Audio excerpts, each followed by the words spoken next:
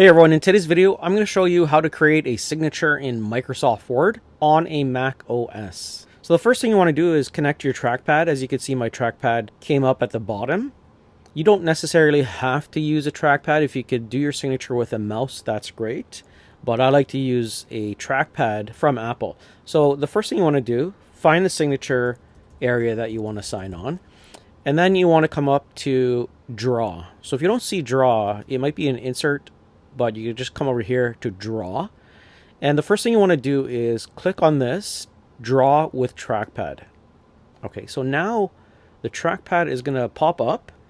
And now all you want to do is use your trackpad. And I'm just going to scribble something like it's my signature. And then I'm just going to go and press Enter on my keyboard or Return. So there you go. Now you have the signature that you can kind of scroll down, scroll up, move to the right, or make it a little shallow. And they just fit it into that box. Sometimes when you're working with a Word document, it might not look that great. So what you can do is just kind of fit it in there in your signature. And if you wanted to save this signature, so what I like to do is just do a left click here, click on the right, and now what I can do is click on Save as Picture. So now I'm just going to call this Demo Signature.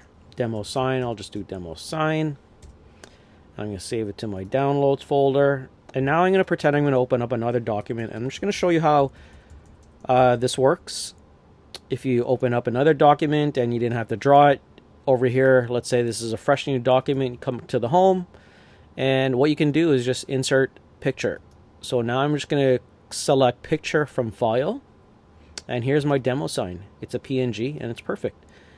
See, I can move it around, move it to the right, move it to the left. I can reduce it, and that's it. So that's how you draw a signature on Microsoft Word, or how to import your signature and save it.